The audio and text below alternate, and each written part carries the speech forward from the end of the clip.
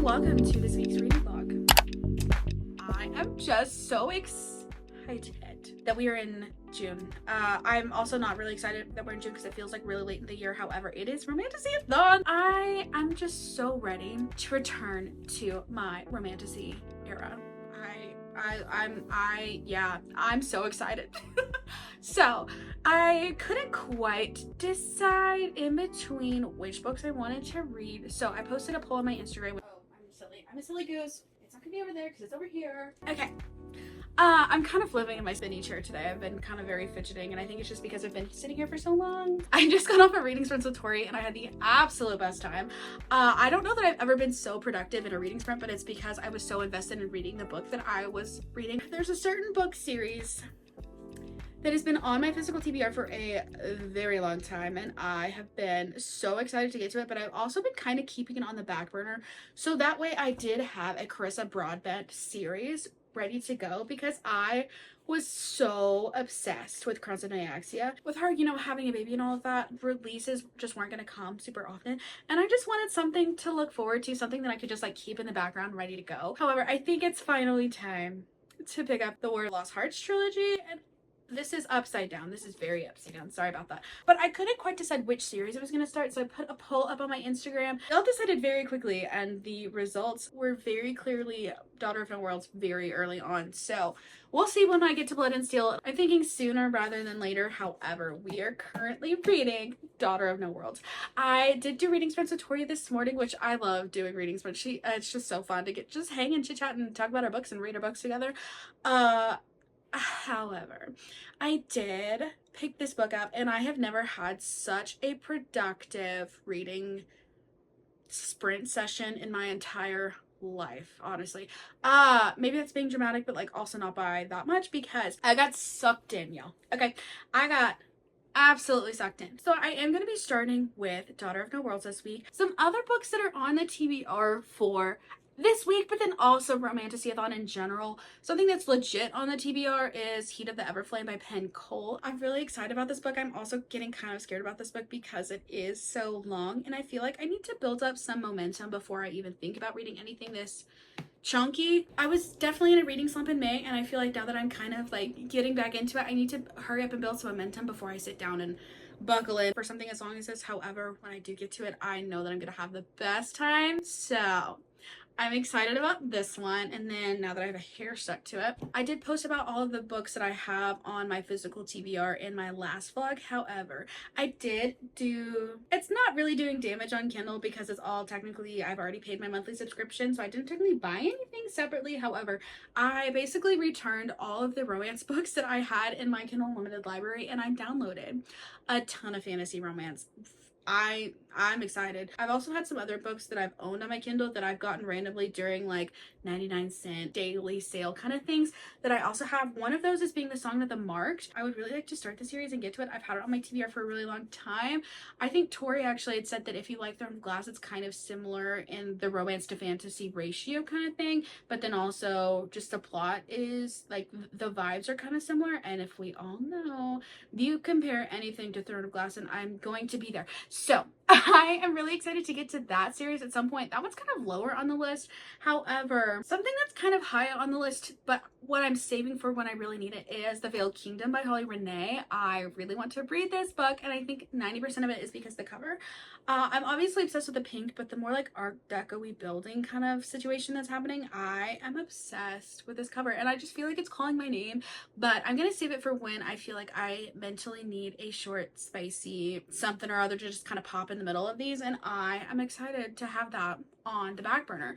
Two other books that I also technically have on the back burner, but the series I'm really excited to get to: The Scepter and the Sword by Jay Bree, which leads into The Crown of Oaths and Curses. I have heard really good things about it, and I am so down for a deeply vicious enemies arc right now, and from what I've heard, that's exactly what this series gives. But you do have to read the novellas before you get to that, which I feel like are going to be really good momentum builders for me moving forward. So I read the Unmarked Witch back in February, and I also have the Unbound Witch, which that one's technically just a duology. So I finished that book and I finished the duology, which I feel like is also momentum building.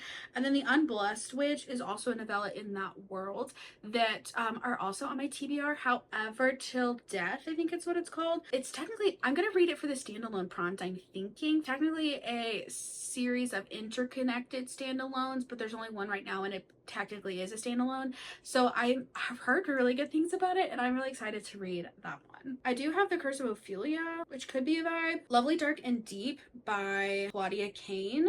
I've heard really good things about this being a slow burn. Love a good slow burn. Oh, did I even talk about the thing that I'm most excited for right after Legends of Thesmar and then War of the Lost Hearts is the Lady of Darkness series. I've heard, I need to know what it's about. Okay, I've heard lots of good things about it and I'm ready. I really feel like I want to read an Elise Kova. I've not read anything from her and I feel like I would like it and I just want to know.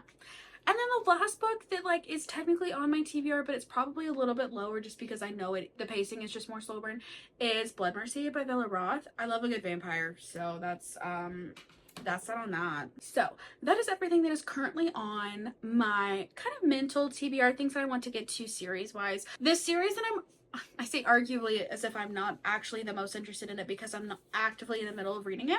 Picked up Daughter of No Worlds following the results of my poll because I couldn't decide, and I'm so glad that this was the decision. Don't want to speak too soon, but I have really good feelings. I put forth into the universe on sprints that I have only had 1 5-star this year, and it was a romance, and don't want to put too much pressure on this book. However, it's going really well. This book opens off with our girly pop Tasana. She's essentially a prisoner of war and has been sold into slavery. NBD, right? It starts off very dark and very emotional. You're getting to see her entrance into her current circumstances, we shall say, and it's a lot. It's dark, and the whole time she is just such a strong character. She's like, I can get through this, I can do anything, and I'm not gonna cry. And the whole time I'm like, I will cry for you, like I'll take care of it.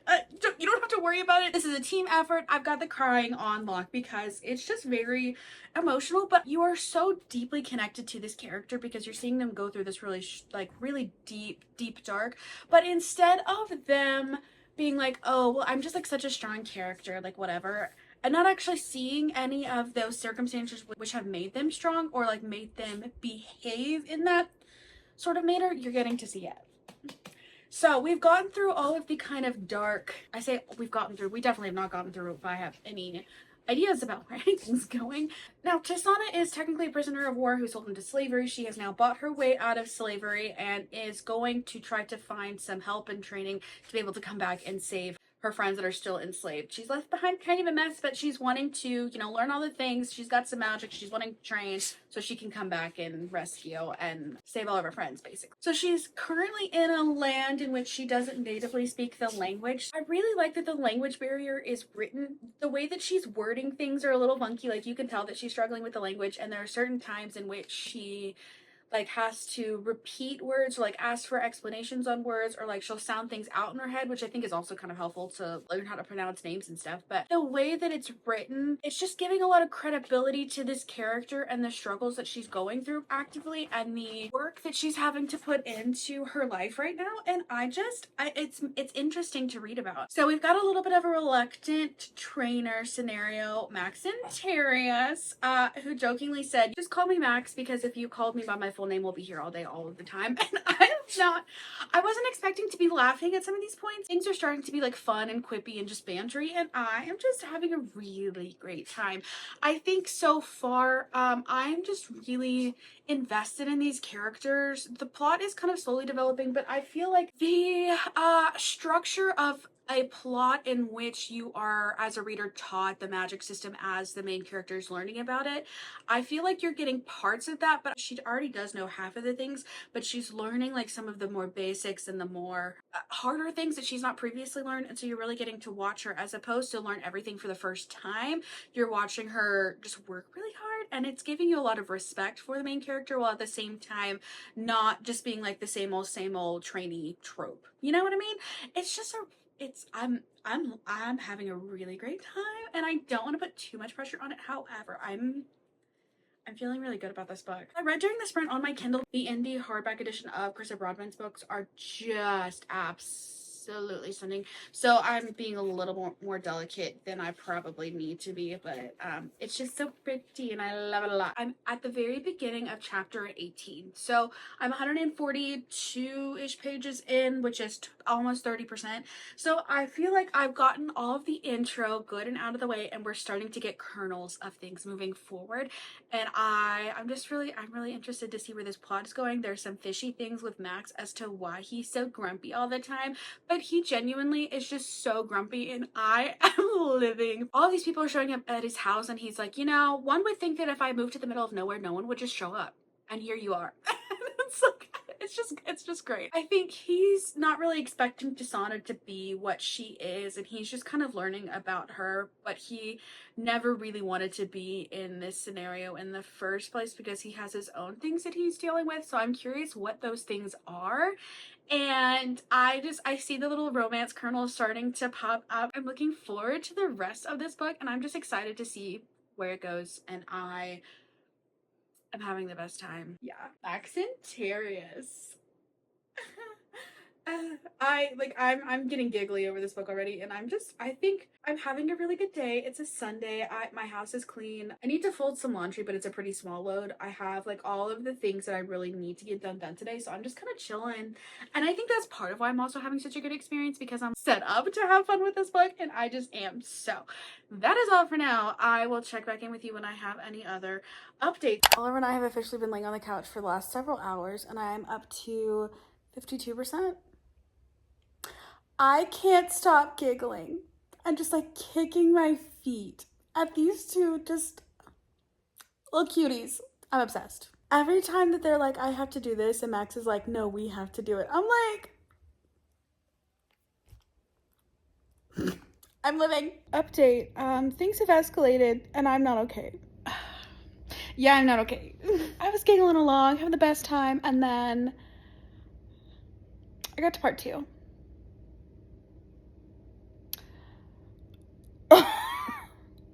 All I'm going to say is that if you read this, you know exactly what's happening to me. And if you haven't read it, just be aware that while there are some really fun, giggly moments, it's also awful.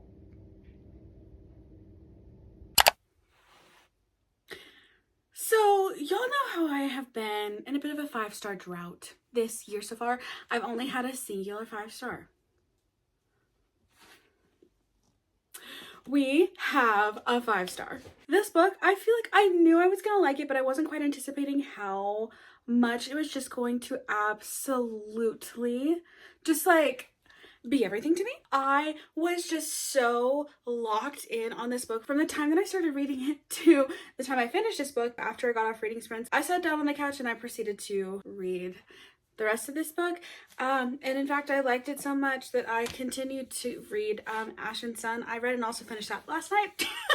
I don't know what came over me. I think it was a combination of obviously a really good book, but then also I didn't really necessarily have any like things I needed to get done yesterday, so I just had the time to sit down and binge, and I binge I did. Do check your trigger warnings on this book. There are definitely some very dark topics. It's really balanced really well with some lighthearted, funny, bantery, cheesy, joke kind of moments that I really enjoyed, and I feel like the balance of it worked definitely very well for me. However, prepare yourself before you just hop into this book willy-nilly without expecting anything, and then come to find out there's, you know, slavery. So Tasana was sold into slavery as a child. There aren't any depictions on page of SA, but there are it's definitely occurred. There are definite references to it. It's talked about in this book. So if any of that is not going to be your vibe, be aware. While there are some really dark moments with this book, it's compensated for in a lot of other ways. Number one being the fact that there are some really cute, lighthearted, funny, cheesy joke kind of moments. You know that they're supposed to be cheesy jokes, but like they're not really. The romance in this book,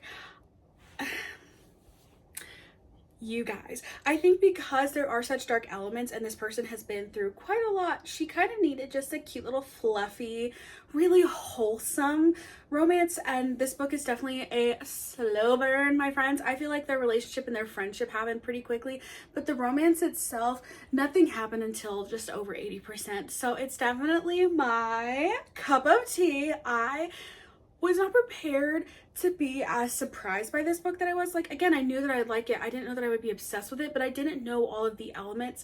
I felt like I did a really good job about knowing very limited things about this book. However, I don't feel like this is a book that you need to know limited things about, because there are definite spoiler things that happened fairly early on that really changed the trajectory of not only this plot, but the magic system, the relationships between characters, all of those things. So while Tisana is coming out of slavery, and there are some suspicions about the good versus evil in the order itself, and you've got Max who's just really grumpy and is not really wanting to be there, things change fairly quickly. So you may think that you know exactly what this book is going to be about, like kind of like I did, and then it definitely does not do that whatsoever. It definitely feels like a Carissa Broadbent book in terms of comparing it to Nyaxia. It's definitely, you've got some of the similar characters, like you do have the really super supportive best friend that kind of comes along.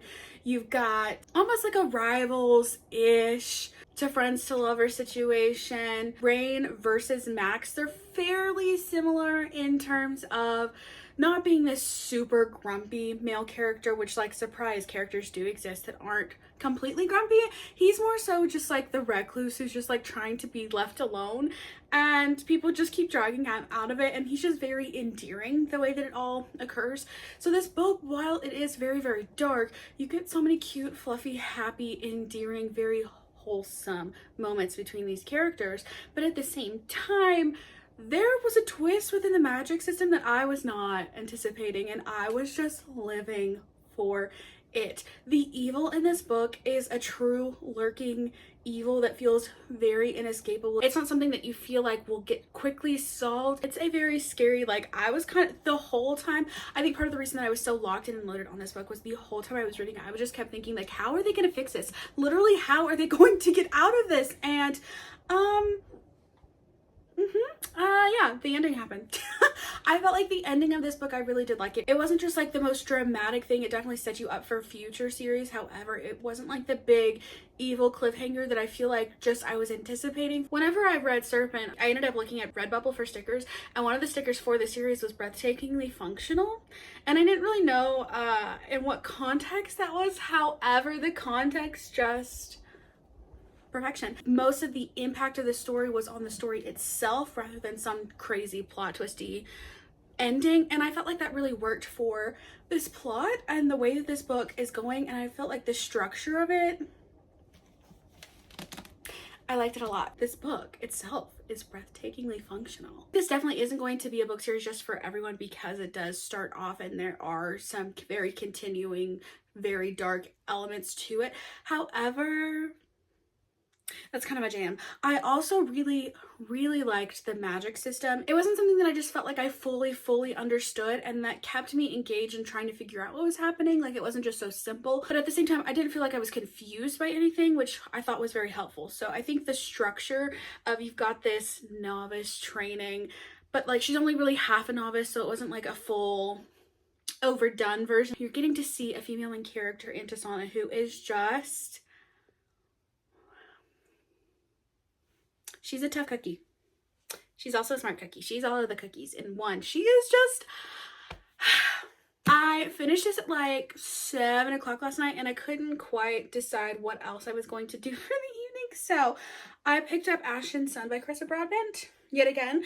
Ashen's Son is technically supposed to be a 4-part novella, but only the first part of it has been currently released. When you sign up for Carissa Broadbent's email list, this is one of the like bonus chapter, it's a whole 20-page novella or something like that. I gave it a 3-star. It's very short and easy novella freebie kind of situation. However, it was interesting to see Max's origin story a bit more from his perspective. The whole first I think part of this book, which actually is pretty long, is exclusively from Tisana's perspective. Part 1 is half of the book. But at part 2 is when you start to get Max's perspective. A lot of the information that you learn about him from early on in the get-go is from Tasana's point of view, so it's a bit limited, but that novella kind of covers a few of the gaps and just gives you a little bit more info. But it's definitely like more just for more sake, a fun extra thing, as opposed to something that's required for the story, and also gives you some more insight into a certain relationship that I don't like. But Max, once you get past his stubborn layers and his initial gruff I don't want to be here, he is just such, it's kind of giving golden retriever. Like, he's just gonna follow Tasana around everywhere she goes, and it is just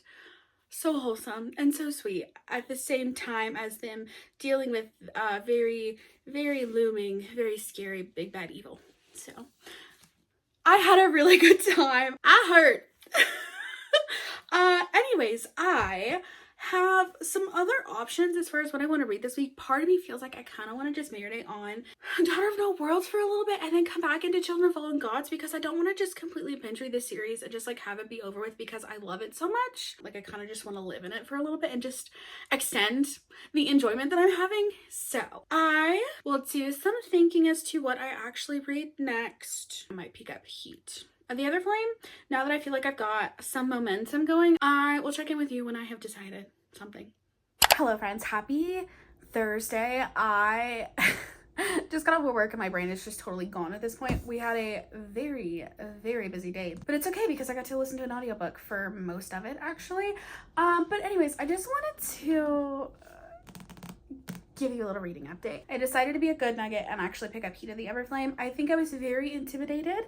So I just kind of needed to pull off the band-aid, and I am glad that I did. However,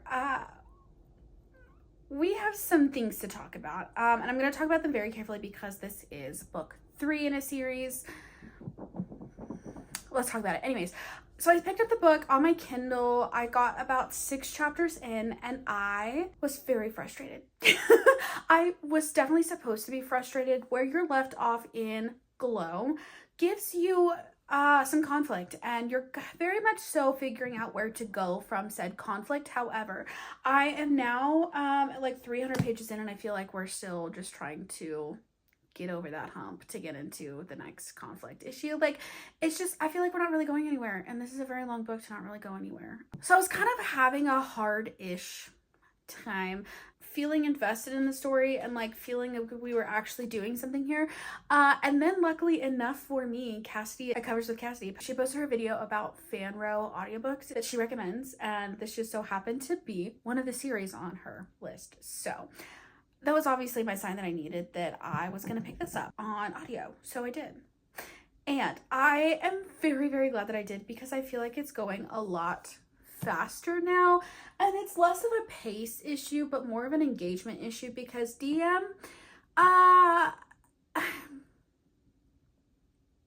one of the things that makes characters interesting is figuring out where their limits are and then putting conflict at the edges of those limits. DM, she's a baddie, right? She is our very strong female main character, right? In response to the plot of both Spark and Glow, she's kind of having to learn some new coping mechanisms, we'll say, and some new ways to behave and like interpret information, because things have happened. I can say that. Okay. I can say that things have happened. Surprise. She's going through some character development, and she's definitely going through the character development. And then on the other side of that, the team, first of all, that we have formed in this book, I love the team. I'm having a great time with the team. However, the team is going through some struggles. We'll say there's a lot of miscommunication, and just like, we're trying to get to a certain point, but we just can't get there for multiple reasons. And I feel like all of those reasons are very frustrating, because I feel like we could have made this a whole lot shorter. Or, I don't know, even like at this point in this series, you know what the final goal is, kind of.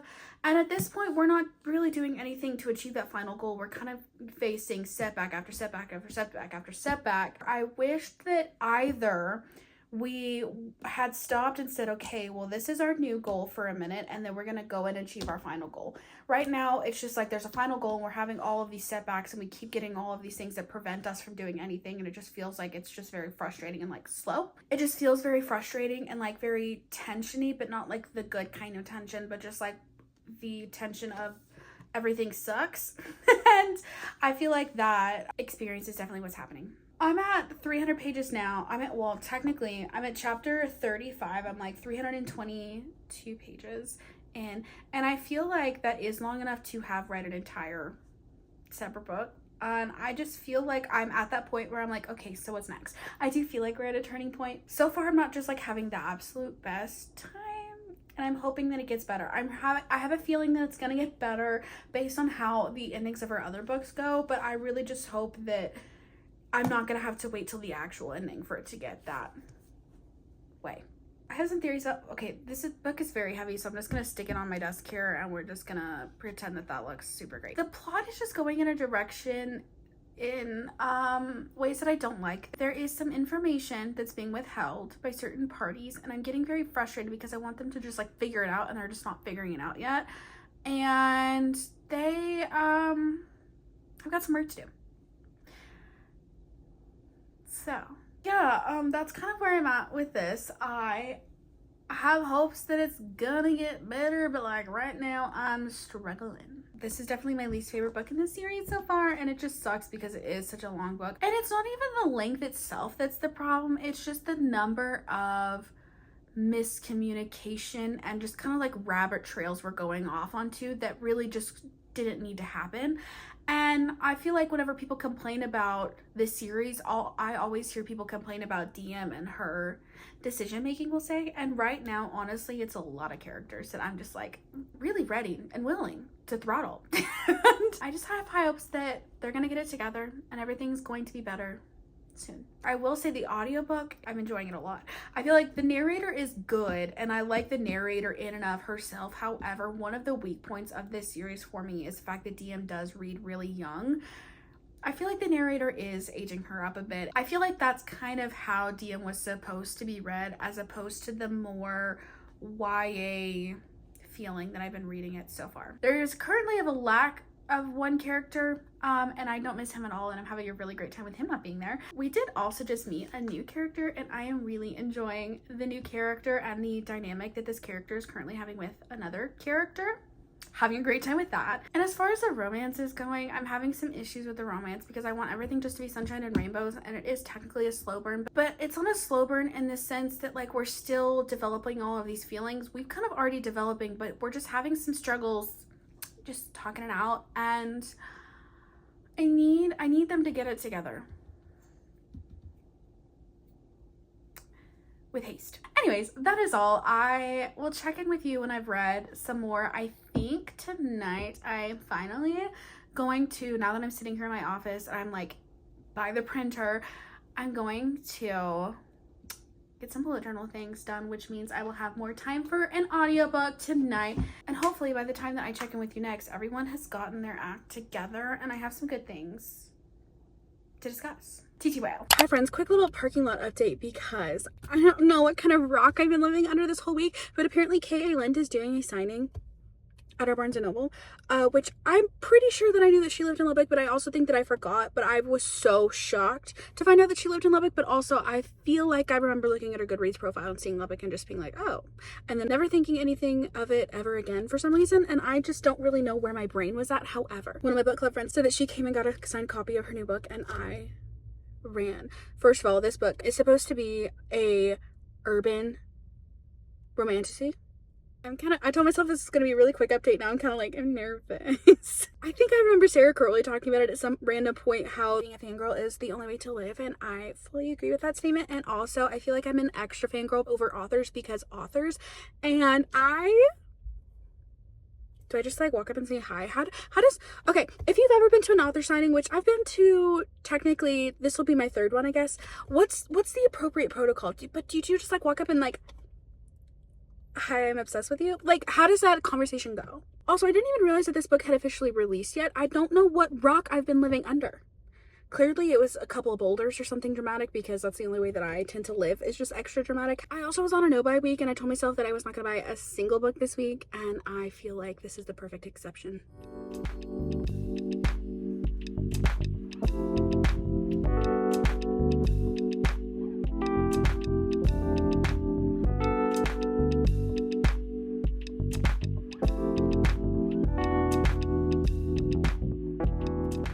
Okay, so that was a teeny tiny bit of a fail. I got there and they were packing up her table. So I managed to miss her entirely. However, they did have a giant stack of books that she had signed by the front door. I was really conflicted about getting one because they are signed, but they're not necessarily personalized. And there were a ton of them, and I haven't read it yet. And I just sat down and looked at all the books that I bought this year, and it's kind of a lot. So I decided to be good. Rude. And at least wait until payday before I get a copy. But ultimately, I checked the Libby app and I was able to get the audiobook for it. So I have the audiobook locked and ready to go. I had some time to just sit in the cafe, and there were a ton of tables available today, which was kind of weird. So I decided to start reading it, and I made it to part 2, and I'm interested. You kind of have to suspend your disbelief just a little bit, because it is a dystopian urban fantasy in which monsters have essentially taken over New York, and there's a bunch of like gang activity. And when we talk about monsters, we're talking about like vampires, wraiths, werewolves, I forgot what else that she named. So there was like a apocalyptic war kind of thing in which they showed up, and everything kind of went to hell in a handbasket, and now there's this treaty, and there's like all of these different things that are happening, but you're very much so just kind of dropped in the middle of it and just like expected to picture it in your mind. However, we have our main character Kierce, which thankfully K.A. Lynn does the thing that I love, in which she tells you how to pronounce it in dialogue as the character's being introduced to someone else in the beginning of the book. That one came off a little awkward, like there were a couple words, but like Kierce. Anyways, Pierce, but like with a K. So she's part of technically a trio of friends that are all besties. Obviously friends are besties, but that's very much so found family kind of thing. You open up to a scene where one of those people and Kierce are in the middle of kind of a heist. So there's definitely a heist element to this book. Kierce is technically a very skilled thief, so her task is to go steal this ring from this house and just like hope that it's not actually a monster's house, and hope that she won't actually be breaking the monster treaty by entering a monster's house. So she goes in, come to find out it's a monster's house. Whoops. And he's like kind of hot. My phone definitely just overheated, so we are going to attempt to make the rest of this kind of quick. That all goes down, and then she ends up getting a job offer from a certain someone that she doesn't really know that she should trust, but she definitely knows that she does not like him, and she definitely knows that he is probably really dangerous. And there's some other things that end up happening, so it's very like actiony based from the beginning, and then you find out there is some plot lines happening with the different gangsta groups, and I'm just very interested to see where it goes. It's definitely very like, it's not wacky in the sense of like, if you think like Assistant to the Villain where it's like wacky, it's not wacky in that sense, but it's wacky in the sense of you've got a whole bunch of monsters running around like post-apocalyptic New York, where there are like brothels everywhere, and they just happen to be living in the attic of a brothel, but everyone has guns and no one really has cell phones because no one can really afford phone plans anymore, and like screw the rich, right? And it's just very niche in terms of I think who would actually like this, because it's very atmospheric, and 90% of the thing about this book so far is just the setting and the situations that are currently happening. And if that doesn't really sound like a vibe to you, it's not going to be a vibe to you. However, one of the things that I am absolutely obsessed with, urban fantasy, hello, and I wish we had more urban fantasy just like being more commonly published right now, and so that's doing well. But I grew up in the time of dystopian top tier goodness, and I will forever be chasing that high. However, I will say that it's definitely in the setting of post something event in New York where there's like nobody there. It's not as densely populated anymore. Like there's still definitely people, but it's not like New York, right? So like it's technically dystopian, but it's not really like giving that. You're very much so just like dropped in on the middle, and so you don't really have the scene set for you to be fully this like completely war-torn situation, but it's kind of giving that. So I wish that was a little bit more developed. However, I'm interested. We're getting some brief mentions about some very emotional things that have happened in the past. I'm curious as to how that continues to unfold. However, this isn't a book that I'm like, I definitely know this is going to be a great book. This isn't something that I'm like, ooh, I need to read immediately and I know I'm going to love. It's just kind of fun. It's not that serious kind of situation. Like, it's just kind of fun. She jokes at one point how the raids like to keep their employed humans around so they can slowly suck the lives out of them like a regular office job. And like, it's just, there are certain lines that are kind of fun, silly, goofy, but then the overall vibe isn't fun, silly, goofy. So like, there's a weird dichotomy. Anyways, I'm like 50 pages in, so I'll keep you updated as I go. I did also want to quickly address a previous reading. So when I read House of Dragons by K.A. Lind, I didn't realize how slumpy I really was, and that was also around the time when I was dealing with some bad stuff and just like things weren't really good. I also have come to the realization that YA fantasy is just not, I don't know, it's not my thing right now. And I definitely was letting that shine through during the experience of reading it. However, I didn't quite realize how much so I actually liked it. I think I mentioned it in my vlog where I read it, where it was very much so wrong time, right book, wrong time kind of thing. I didn't fully realize how much I did actually like it because we talked about dragon books during reading sprints last Sunday, and I was like, oh yeah, House of Dragons, like it was YA, and I liked it for what it was. And then I was like, the only reason that I didn't like it really was because it was YA. I really thought that I had rated it a 3-star thinking back at it, and I was like, surely I rated it a 3-star. No, I put it as a 2-star in Goodreads. So I did change my Goodreads rating. Who's gonna sue me because I did it.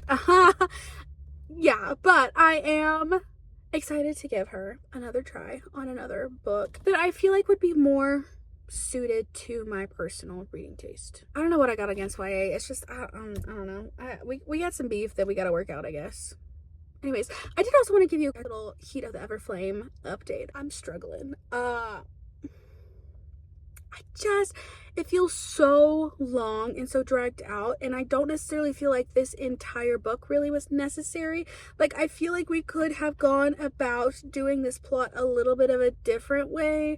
A big reveal has just occurred and a big plot point has just occurred, and it's kind of like the whole point of the last, like, I don't know, probably 500 pages is where I'm at. I feel like we're doing a lot to really ultimately achieve something that could have been achieved with a lot less.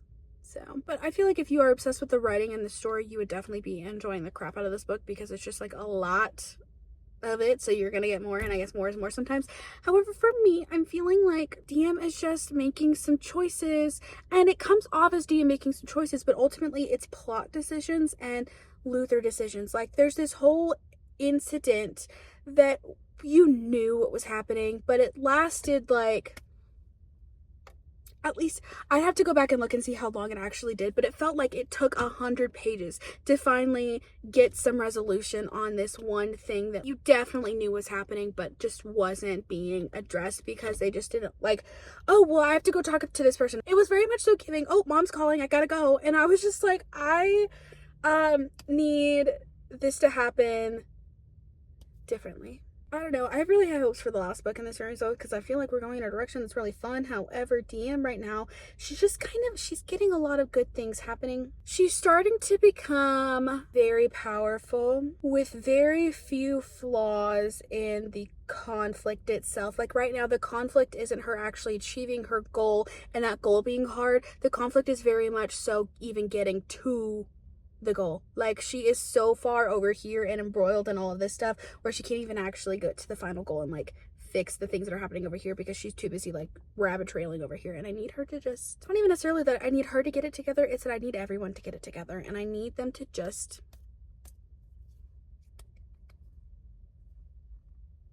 get to work because there is still so much to achieve this final goal. We've had a war brewing this whole time. The war is still not happening. Anyways, that's where I am with Heat. I am going to go find some dinner, and then I will check back in with you when I have some updates, and I'm hoping will be better. I'm crossing my whole body at this point. Hello friends, coming at you looking eggier than ever, and also I'm realizing this shirt totally has a stain on it, but we're just going to ignore it all. I have a final reading update for Heat of the Everflame. It continued in much the same fashion as the update, so nothing necessarily new to say. I will say, however, that the ending does have me definitely interested for the next book. I definitely want to keep reading this series. Definitely my least favorite book in this series. However, it wasn't necessarily bad. I definitely had some issues with it, but it's not going to dissuade me from reading the series as a whole. If I wanted to be more harsh, I could probably give it like a 2.75, but I'll end up marking it as a 3 on Goodreads anyway, so we're just gonna call it even at a 3. I did really like the ending of this book, and I'm very excited to see how the conclusion of this book goes. At this point, the series kind of depends on how Burn goes as to what the overall rating for this series are, because right now it's sitting kind of closer to a 4. However, if Burn of the Everflame isn't super great, it could become a 3. So like, take this for what you will. I really did like the first 2 books in this series. I'm hoping that Burn of the Everflame will continue in the same fashion as the first 2 books versus this one, and that the series stays good and kind of gets better at this point rather than staying at this pace, because if it does, then I will be a little sad. However, I'm so stinking glad that I got that book off of my TBR. It was kind of weighing on me, so I'm glad that we got it done and checked off early on in the readathon. Overall, this week I did have a 5-star, which I'm still just like riding the high of actually A, finding 5-star, and B, just the high of the book itself being a good book. So grateful to have read that this week. And then we got to read a novella as part of that series. I started another book in the Wren and the Holly library. I will not be finishing that in this vlog. I think I'm like 17% of the way through. I did listen to the audiobook a little bit more this morning, but nothing more to really give you an update on. So hopefully I'll get back to that at some point, and I will keep you guys updated in future vlogs. So if you aren't already subscribed to my channel, do subscribe. Go ahead and like this video and leave a comment down below. Do a fire emoji, because not only do we have Heat, but then we also had a 5-star fire book. I'm gonna pretend that that wasn't a horrible pun, and we're gonna move on. Anyways, thank you so much for watching this video. I hope you have a great rest of your day or night wherever you are, and I will catch you in the next one.